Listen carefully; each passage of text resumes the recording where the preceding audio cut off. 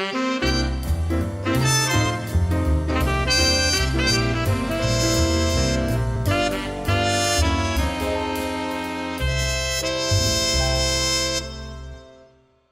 just met this man a few months ago via email, and he is effing brilliant.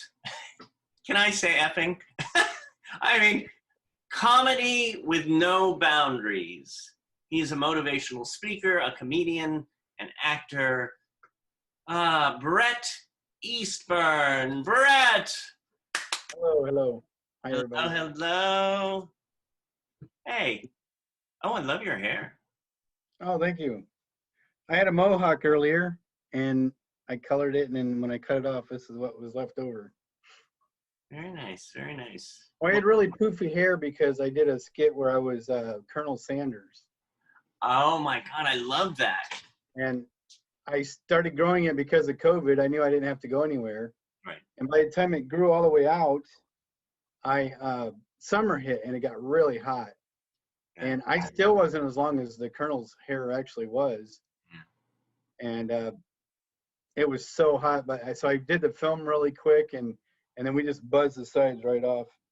Oh my God. So you finished the film with the Colonel Sanders? I just did a 2-minute thing on Facebook Live. You can see it on my Facebook. Oh, I'll have to check that out. I could definitely see you as Colonel Sanders. Yeah, I got the coat and everything, the tie. Oh, how cool. And he was a Kentucky colonel, and he's got a little pin that he wears all the time, Kentucky colonels. Right. Well, I'm a Kentucky colonel. I probably have to renew. You have to donate every year to stay one, but I'm on the list. And I was nominated many years ago down in Kentucky. And so the older I get, the more I want to try to do that character. I love it. Yeah. I'm gonna have to check that out. I was like looking through all your stuff, and what was so nice is I was watching. What was it? It was a piece on Channel 13 News, a hard act to follow. Oh my God, what an amazing piece! And I completely just got away from what we're going through now, and your comedy is so refreshing. So real, so identifiable. Especially, I loved it when the nail joke you were telling. I love that because we all bite our nails. Oh, yeah, I used to chew my nails. It turned chronic. Oh my God, it was very. Now and then you have that label. I'm not missing anything. Very true. I don't think that I am. I was born without arms and legs, but who says that I have to have them? Right. Is that you giving thumbs up? Yeah, other thumbs up. I like that other joke that you said. It's like I'm not going to ruin your jokes here, but they were so brilliant there. Now you're an accomplished swimmer. You were on the wrestling team, baseball, football, basketball, green belt in martial arts. What is your favorite sport? Well, somebody's been reading my bio. I have. It's my favorite sport was wrestling because it was close contact. Yeah. And I don't know. In the beginning, have we told anybody that I don't have arms or legs? I don't know if we've told anybody that. I don't know if I can back up. Well, if anything, I've got my little. Your shirt, your B shirt. I saw that. I love that. Yeah, we were making. I wanted to make a picture of me to put on my T-shirts, and when we threw it up there to do the cutout, it did a silhouette. And the moment I saw it, I was like, "That's it! That's my symbol." Yeah. My old symbol for No Boundaries Incorporated is a handicap symbol with the circle with the line through it. Oh, right. Okay. I know, but this is more like a squishy symbol. No, I love it. I love it. I saw that on your website, and yeah, I want to get one of those. And I looked at it, and I love the word "be" because but I went "be me." That's where I went in my head. Okay, I was really hoping that people would. Really? And I was thinking about putting a little word above my head like just be. And it's actually just be who you are, be who you want to be real. But it's also my initials, Brett Eastburn. So I can pretend I was being all deep and stuff when I put it on there. Well, see, I really do have COVID brain, or whatever, quarantine brain. Rather say that. Yeah, no, Yeah, that's, that sounds better than COVID brain. I know. It's like, no, I don't want that. Oh God. So you're an author. How many? What? Tell me about what you've written. I just so far one book called I'm Not Missing Anything. Yeah. And in a nutshell, I do an hour-long motivational presentation and an hour-long comedy show, and both of them you really kind of get to know me. It's really just the best of Brett where I've polished it. Yeah. And half the jokes I wrote sitting around a bonfire. You know, I'd say it, and if the whole group left, I just wrote it down and tried to figure out how to transfer it to the stage. Yeah. You know, because there's an art to that. Yeah. And the book for me was to tell you everything else I couldn't tell you in that hour. Okay. So to kind of back up the theories that I talk about, and lots of stories about growing up and just how I've dealt with life and how I've enjoyed the entire process. Yeah. Like I like to set goals. We love to achieve them, but I really try to pay attention to enjoying the route, enjoying the whole process of getting to that goal, instead of just being focused on, oh, I didn't get to that goal today. Well, what did I accomplish today, and did I have fun doing it? Mm-hmm. So there's a lot in there, and there's extra photos in there. I had to fight with the publisher to get those in. They didn't I actually want went. photos? Do what? They didn't want photos? Well, they were saying it's too many. Just too many. Well, here's the funny part. I went through 3 publishers before I found the right guy, because the first sentence in my book is, I used to chew my nails. Yeah. And it turned chronic. And then I go on to explain that a little bit. And I had 2 publishers like, we're not going to start a book that way. That's not normal. I'm like, what part of my book is normal? I'm literally like, you guys aren't getting it. You're not. If you guys don't want to put that in there, you're not getting the book at all. This, this even makes me love you more, because of your focus of what you wanted, and you stuck to what you want, which is great, because that made me like, I thought that was brilliant, because there's a lot of people who chew their nails, but then when you say it, it takes it to another level. And it's like, oh yeah. And then I picture myself, God, if I do it too much, maybe that'll happen to me. But I went with your comedy on that. I loved it. Yeah, and it's me too. That's how I usually like to start a meeting somebody with something fun or humorous. So yeah, I mean, it was totally me, and everybody that's read the book got it. So. And exactly what you said to them. Normal. They said normal. It's not normal. Oh, I almost said, like, the fuck normal, right? It's like, what is normal? I can say that because Dee said some fun stuff on her show. So. Oh, I see. Yeah, I saw that one. Oh, did you see that one? Isn't that? Yeah, she's great. But it's true. It's like that word. I don't know about that word. Well, I think normal people scare me. Exactly. They're trying to be normal. Oh, that's why that quote is there too.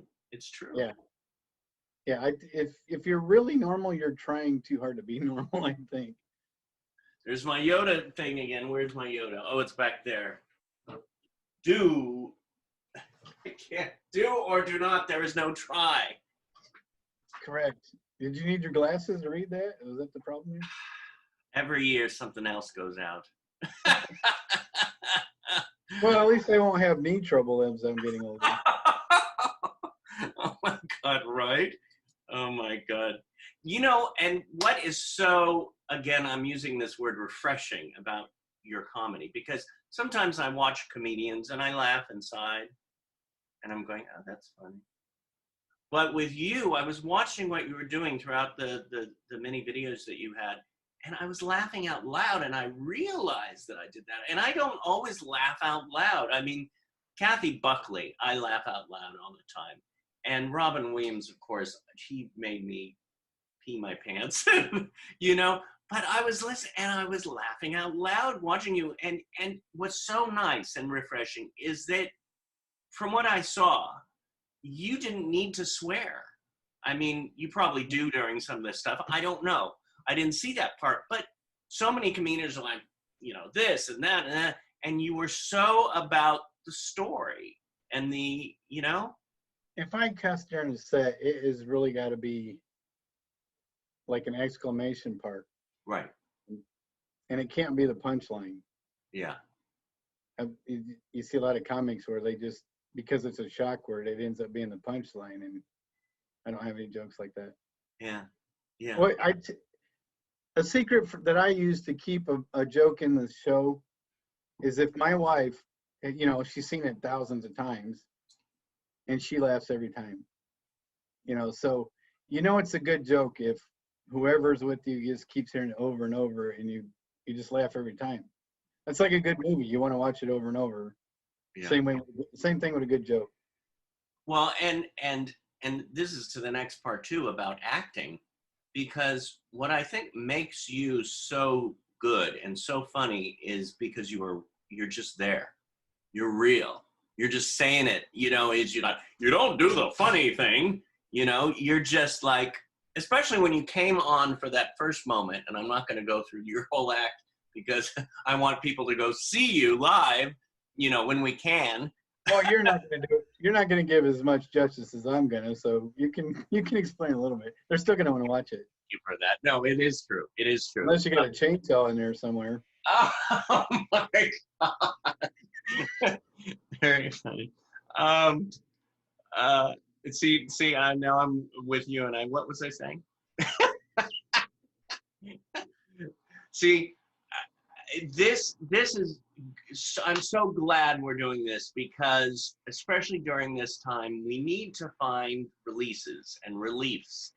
And it's real comedy like this that really gets us out of our heads, get us out of our worrying, get us, you know, the tension in our neck. And how do you tell, like, if somebody is stressed out or tensed? I mean, being a motivational speaker, how do you help people?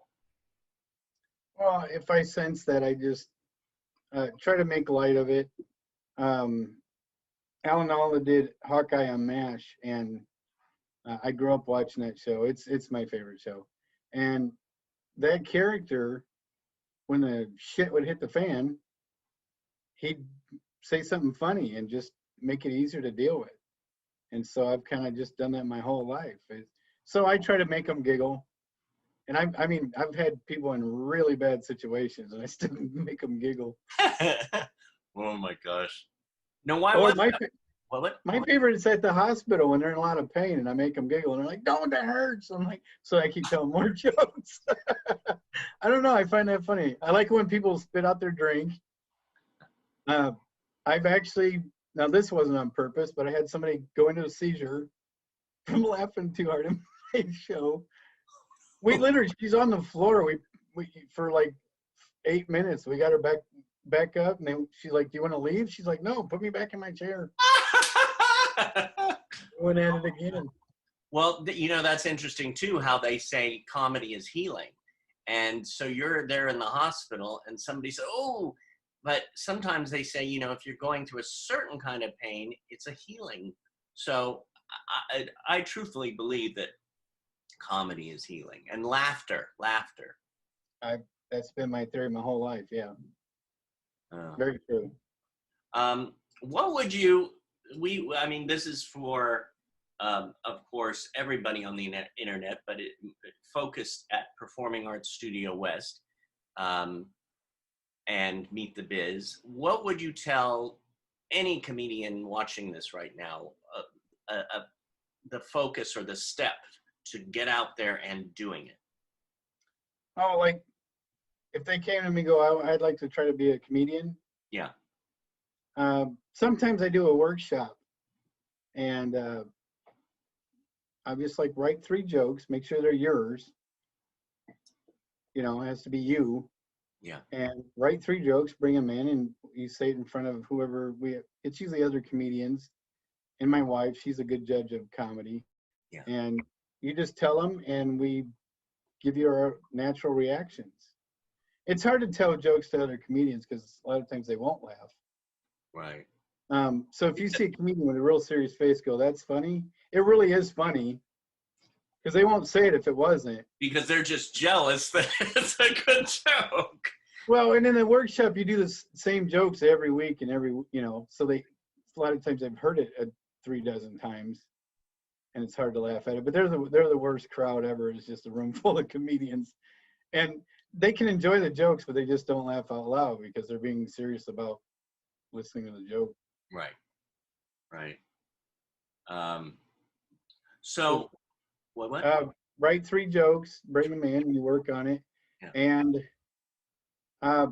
always have a notepad, or there's notes on your phone now. Yeah. Let's see how they go. Bill Cosby told Jay Leno told Dave Coulier, and Dave Coulier told me to always take notes, always have notes. And so when I'm with friends or even new people I just met and I say something funny, I'm like, hang on a minute, I got to write that down. Yeah. And you just write down the premise enough to remind you, and then you go back and then try to polish it later. But usually if you can get 3 or 4 people to laugh at the same time, it's worth considering to try on stage later. Right. Now, have you, I mean, before we were in quarantine, have you traveled all around the United States or? Yeah, coast to coast, Japan, Okinawa, Panama, Switzerland, Aruba. I'm actually famous in Aruba. I love this. For the locals, because I did every school there, and then I was on every media outlet the whole time I was there. Right. And I was there 3 weeks total, 2 trips. Yeah. And yeah, so I'd go somewhere and I'd get paparazzi, and I'd have to hide, and like literally I'd go somewhere and 5 minutes later somebody would call the paparazzi and they'd pop up taking pictures of me drinking a soda. And I love how your straw matches your shirt. That wasn't intentional. Well, oh, yes, there was something, when you're like, oh, what did I think? What did I think? There's this moment of pause.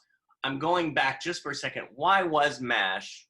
Here's the first part. Why was MASH your favorite show? And the second thing, who was a comedian or comedians that you grew up going, God, I want to do that? MASH was just about people trying to stay sane in a bad situation, and just to do the best they could to make it a good situation, or as best as possible. Right. And so that's my life. Is a lot of people have told me, poor guy. You wouldn't believe how many people have come up to on the street and told me they felt sorry for me. And I'm like, for what? And I don't usually say this, but I'm like, yeah, I've been more places in a weekend than you've been in your life. But that sounds a little conceited, but they feel sorry for me. And I'm like, how far have you been outside your state? And they go, well, I went to the state just north of us, but that's it. I'm like, I've done 16 states in 14 days.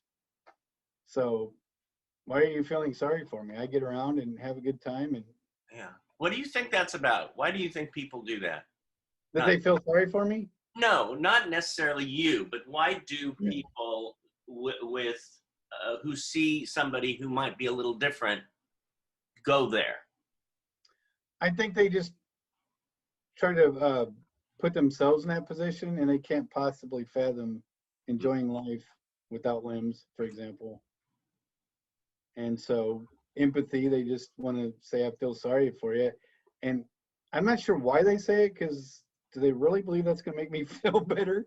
Because it doesn't. It just makes me go, why do you feel that way? Yeah. I got a nice house, beautiful wife, my own career, no boundaries incorporated. I travel the world. And even just doing comedy, I inspire people and help people to realize their own potential. So I'm digging life. So there's no reason to feel sorry for me. But I've actually had older ladies, elderly. I don't know how to say it politically correct. Right. But when I was younger, when I was, I'd say under 20, usually in my teens, Yeah. I was just sitting on a street corner waiting for a bus or whatever.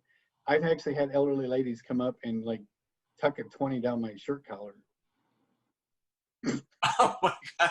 Well, then you stood up and started saying, "Hey, I danced too." I get out of my chair, start breakdancing. But no, I let them do it because Yeah. I heard a comedian said once that well, they're just trying to get into heaven. Let them have it, and you can use the $20, right? So if it makes you feel better to just walk up and hand me a 20, more power to them. But Right. they're doing it for the wrong reasons, but they don't think they are. Yeah. So I don't care. If you want to give me money, just give me money. That's fine. Right. Uh, That's for anybody. From now on, if you see me, just give me money.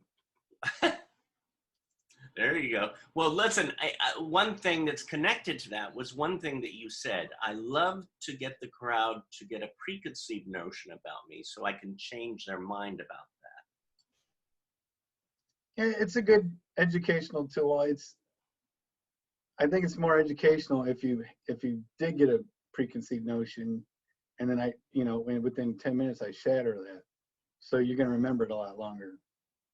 So, and it's fun to watch the you can see it in their eyes, like a whole crowd, 300 people, Yeah. and you can watch them just the look in their eye change how they felt about me from when they walked in the room.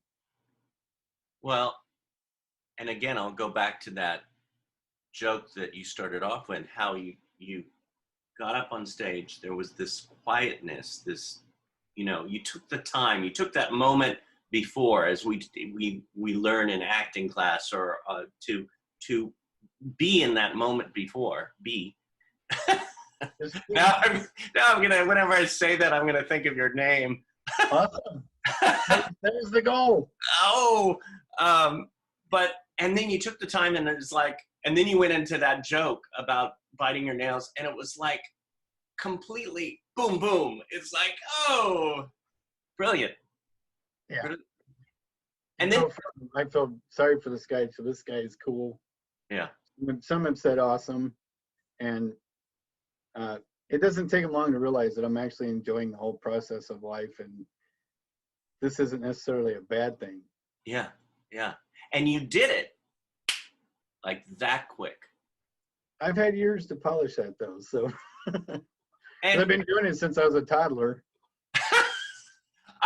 not from what your mother said, you were in the womb doing it, but no, I haven't met your mother, so I know I tried to do a joke there. You see, I'm not a stand-up. I grinned a little. Oh, okay. I got a grin. Well, better than okay. What was that other thing? Oh my God. Well, what's your biggest joy in life? Again, just being on the road, meeting new people, and knowing that occasionally I can inspire somebody to realize their own potential. Yeah. And that my wife goes with me a lot of times, so we just enjoy the road, and I just love meeting new people. Usually if I'm home for 3 weeks, I start itching to go back out. And if I'm on the road for 3 weeks, I kind of want to go home for a minute. But yeah, if I'm home about a month, I'm like, time to hit the road. So imagine this year. Oh my God. Yeah, how are you dealing with that? Chewing my nails too much. Oh. Okay. Just we've got good friends next door, and we've just the local neighborhood just kind of hunkered down. And now, is that wine there? No, it's lemonade in a blue glass. Okay, because I was gonna say alcohol has helped a little. If I had known this was coming, I would have invested in liquor sales. That's for sure. I tell you, now they could deliver it to your door. Oh, now we got a thing going around here where it's a club where you put your address down, and then people can just decide to bring you liquor and leave it on your doorstep. You haven't heard that one yet? No, I haven't heard Maybe that's out. Maybe that's a Midwest thing. that. It'll get out. It'll get out there. It'll be about a month. Yeah. Driving around, I used to have a CB a lot, and you could hear a joke, or I've actually told a joke, and I've heard like 2 weeks later it'll go down, hit California, and then come back. Yeah. From CB to CB. I've actually heard it go through the grapevine and come back. Right. That's just information you don't really need to know. No, I pictured you in the truck, Breaker 19 or whatever. Yeah, I'm talking to CB and drive and Yeah. eat a sandwich all at the same time. Now, do you have an agent?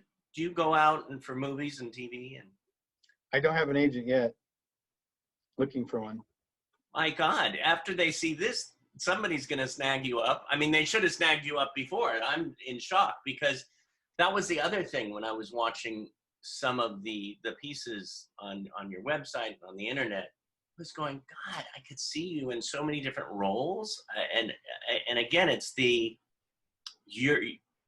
your initials. You do that. You just be. I think one of my problems is I wasn't actively looking. I should have been doing that years ago.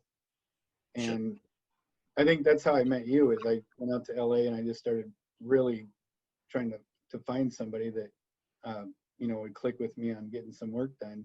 Yeah. But yeah, that's what I want to do. I want to get out there, and as soon as all this goofy stuff's over, I want to be back on the road. And you will be. Yep. I love this. Thank you for visiting. I mean, I can't wait to see your show on HBO or wherever you get a Netflix or something, because you're really like one of my you're in my top 10 now of comedians. I really think you're marvelous. Oh, well, thank you. I got another clip I'll send you later. Oh, great. I love it. Yeah, I could add it either at the beginning or the end of the interview. Well, I'm turning in some video auditions for something big, and I dug up this video. Did you do Fingers Crossed? Yeah. Oh, are you making me feel guilty? Yeah. I'm totally messing with you. People are like, oh, I'm so sorry. Like, don't be sorry. You're just setting me up. I actually had a friend in school for years. We were like 5 years in school together, and then we were in a hurry to go somewhere at my house, and I was like, oh, you know what? I forgot my shoes. And they're like, I'll get it for you. And they ran back to my room. And then they came back. I can't find it. I go, you know what? They're under my bed. So they ran back to the room, look under the bed. Not there. He come back. It's not under the bed. You know what? Behind the door. And he's like running him back, and he just stopped dead in his tracks and came back all mad at me because I made him go 3 times to look for the shoes. And he's known I didn't have shoes since, last 7 years. Oh my God. Well, and I make people feel a little at ease, and when you're around me long enough and I do what everybody else does, you really forget. Yeah. I don't have hands or feet. And so it's easy to pull that on somebody after a while. So I used to chew my nails. I'm not kidding, dude. Turtronic is horrible. It's like... My mom tried to warn me, if you chew your nails too much, you can hurt your cuticles. She didn't say anything about my elbows. Alright, we're having fun tonight, I can tell you. You guys are a good group. I give you guys thumbs up, but I might hurt myself. Yeah, hitchhiking didn't work for me either, you know what I mean? Sitting alongside the highway.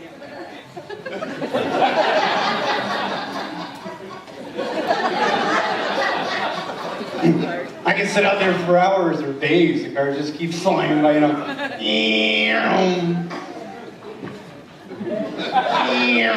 was funny, like...